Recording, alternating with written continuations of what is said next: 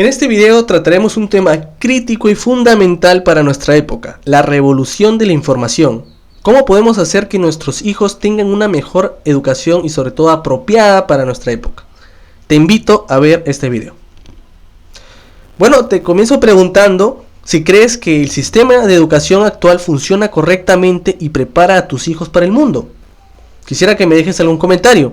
¿Crees que funciona o no funciona?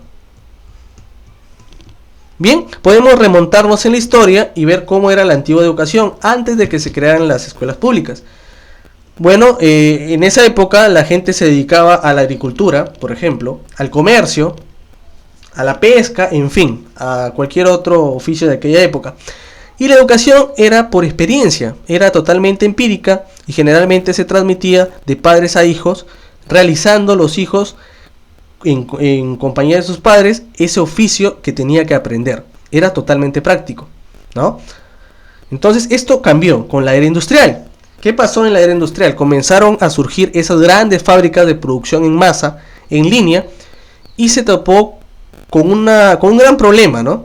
Las fábricas necesitaban empleados, necesitaban personal que trabaje en esas plantas, porque no había tecnología en aquella época.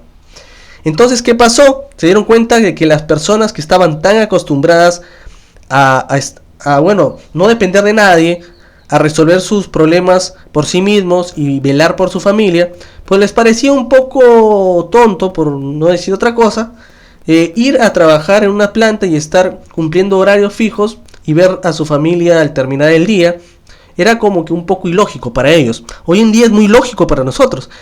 Pero en aquella época no era así. La economía industrial tuvo ese gran problema. No tenía empleados para que trabajen. Y sobre todo la gente no estaba preparada para trabajar de esa forma.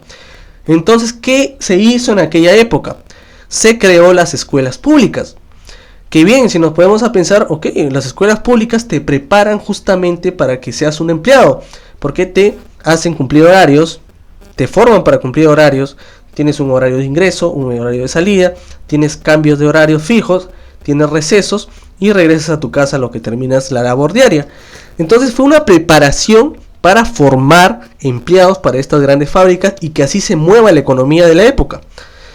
En ese momento funcionaba así, correcto, funcionaba bien en aquella época, porque la empresa se ocupaba de sus empleados y cuando se jubilaban los atendía como debía ser. Bien, entonces la finalidad por la que se creó estas escuelas públicas fue formar empleados obedientes y eficientes. Ahora la era cambió. Estamos en una era que ya la información se mueve a gran velocidad, la era de la información, donde ahora nos chocamos con problemas. Por ejemplo, si en ese entonces había una escasez de empleados y de profesionales, hoy en día hay una oferta realmente increíble de personas profesionales y de técnicos especializados. Y las empresas, entonces, tienen demasiado para dónde escoger. ¿Y qué pasa cuando la oferta pues sube? Entonces, los sueldos comenzaron a bajar. Y ahora vemos que cada vez las empresas pagan menos y es muy difícil conseguir trabajo. Muchos profesionales que terminan la universidad no encuentran un empleo, ¿no? Y ahora hay que estudiar un posgrado, una maestría, para seguir luchando por un empleo, especializarnos más. Y seguimos tratando de resolver el problema con ideas que ya son de mediados del siglo XIX. Ken Robinson, un educador, especialista en educación, escritor y conferencista británico, nos dice que la educación está reprimiendo los talentos y las habilidades de muchos estudiantes. Y está matando su motivación para aprender y también para emprender. ¿Qué nos dice Ken Robinson? Nos dice que cuando se crearon las escuelas se diseñó una estructura jerárquica de materias que se enseñarían y que tenían que ver con todas las cualidades que deberías aprender para adaptarte de la mejor manera a la economía industrial, a que trabajes como empleado en una fábrica. Las materias que son las más importantes siempre han sido la lengua, la matemática y ciencias. Luego las humanidades como la historia, geografía, estudios sociales, filosofía, psicología, etc. Y por último se dejó como como la base de esta pirámide jerárquica, como lo menos importante porque no se necesitaba para la economía, las disciplinas artísticas, música, danza, pintura y poesía. Entonces, por el punto de vista económico de encontrar un empleo, nos enseñaron que era muy importante o más importante aprender las materias de lengua, matemáticas y ciencias, y eso ha sido siempre. Por eso es que en la universidad esto es lo que más pesa en los exámenes, y también son las materias a las cuales en la escuela pública se les da una mayor importancia. O sea, no hay escuela pública en el mundo que te enseñe de la misma manera danzas y que te enseñe matemáticas, ¿no? Porque justamente se considera más importante esta y que te va a preparar mejor para la economía de la época, para que te adaptes y que consigas un empleo. Bien, esta estructura entonces de enseñar todo lo que necesitas para ser empleado a todas las personas, sin importar de que unas tengan un talento para otra cosa, más que para otra, por ejemplo, puede ser un poco frustrante para un músico que le encanta pues el arte, le encanta la música, tratar de aprobar un curso de matemáticas que seguramente no va a volver a ver en su vida. Y justamente a esto es lo que se refiere Ken Robinson cuando dice que está matando el talento, porque no deja explotar ese talento, no te deja desarrollar. Ustedes se imaginan qué hubiera pasado si, por ejemplo, Lionel Messi, sus padres no lo hubieran apoyado para que sea un futbolista. Ahora es un gran futbolista, pero ¿qué hubiera pasado si hubiera tenido una influencia negativa que le hubiera dicho, oye, no, como futbolista no vas a lograr nada, tienes que estudiar lengua, matemáticas, ciencias? Nos hubiéramos privado de un gran talento. ¿Y cuántos niños les pasará algo así, parecido? ¿Te puedes pensar en eso? Entonces, ¿mata el talento o no? ¿Mata la motivación para aprender? Y nos deja grandes vacíos. Ese es el problema. ¿Cuáles son ese vacío? No se ve si el niño se está formando y está aprendiendo a ser empático, por ejemplo. No hay un curso de empatía en la escuela.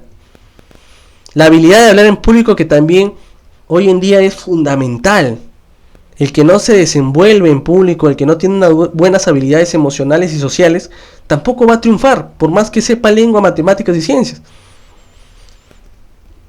Creatividad. Al matar el talento, matamos la creatividad. Y también cómo matamos la creatividad, porque en las escuelas nos enseñaron que errar, fracasar es malo. Pero todo nos indica que cuando nos equivocamos es cuando más aprendemos, porque aprendemos de nuestros errores. Y eso pasa en todo, ¿no? Desde aprender a manejar bicicleta, que nos caemos, lo seguimos intentando y luego ya lo aprendemos. Esa es la forma de aprender. Hacerlo práctico, y si nos equivocamos, bien, aprender de ese error. Pero en las escuelas, ¿qué nos enseñan? Que es malo fracasar, que es malo cometer errores. Y de esa forma también se mata la creatividad, porque no intentamos cosas nuevas por miedo al fracaso. Capacidad de inspirar y motivar a los demás. En el mundo de hoy, sobre todo en Latinoamérica, hay una gran escasez de líderes que se preocupen por inspirar y motivar a los demás, que no piensen solo en su beneficio, sino en el beneficio de todos. Y esto también es una capacidad, una herramienta, un talento que no se desarrolla en las escuelas públicas adecuadamente, ¿no? Si hay una persona que puede escribir novelas y poesías que conmuevan, esto tampoco no se refuerza tanto en las escuelas públicas. Bien, entonces, ya no basta con decir, ok, estudia en la escuela y consigue un trabajo seguro, y sé doctor o sé ingeniero y asegura tu vida. Porque hay doctores ricos como hay doctores pobres, ingenieros ricos como ingenieros pobres, escritores ricos y escritores pobres, deportistas de igual manera, pobres y ricos. En fin, no importa entonces a qué te dediques, lo que importa es encontrar el talento, la razón por la que vinimos al mundo y desarrollar ese talento. Entonces te pregunto, ¿las escuelas cubren esto? No. ¿Cómo llenamos ese vacío en la educación? Necesitamos una revolución, una reestructura en la educación. Bien, y el potencial para crear y administrar negocios, que también generalmente no se enseña en la educación, en las escuelas públicas, lo que es la educación financiera. Nos enseñan a ganar dinero, ok, a través de una profesión, pero no nos enseñan a cómo gastarlo, a cómo administrar ese dinero, y terminamos siendo empleados y cayendo en una monotonía donde tenemos que pagar deudas y ganar más dinero y pagar deudas, porque no nos enseñan justamente a cómo gastar y administrar nuestro dinero. Hay un gran vacío entonces, como vemos en la educación actual y en las escuelas públicas. Necesitamos una revolución de la educación donde pasamos de agricultores, pescadores, comerciantes, a ser técnicos, especialistas o ejecutivos, porque básicamente los mismos y ambos cumplen horarios y son empleados, a crear personas que tengan ideas innovadoras y creatividad para desarrollar oficios adecuados a la era de la información que estamos viviendo. ¿Por qué hay personas que no han acabado la universidad y son tan millonarios como Mark Zuckerberg, Facebook, Bill Gates, Michael Dell, Steve Jobs? Hay infinidad de casos. Es porque ellos se dieron cuenta de forma muy temprana que la era ya cambió, que necesitamos desarrollar otras habilidades para ganarnos el éxito, para asegurar el éxito de nuestra vida.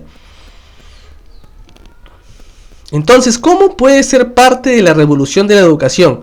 ¿Cómo podemos aportar para que esto se difunda? Pues bien, yo cuando escuché a Robinson por primera vez fue un gran impacto.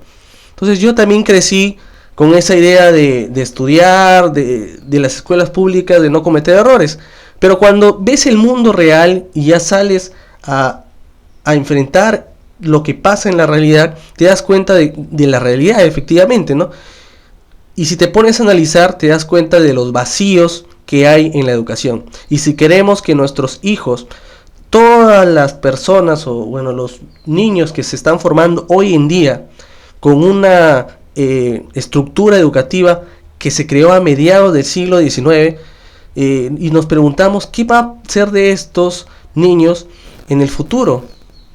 Una estructura del siglo XIX para afrontar un mundo en el siglo XXI. La era de la información. Te dejo aquí el link del video de la era de la información, que es un complemento perfecto para las ideas de este video. Míralo, te va a ayudar muchísimo.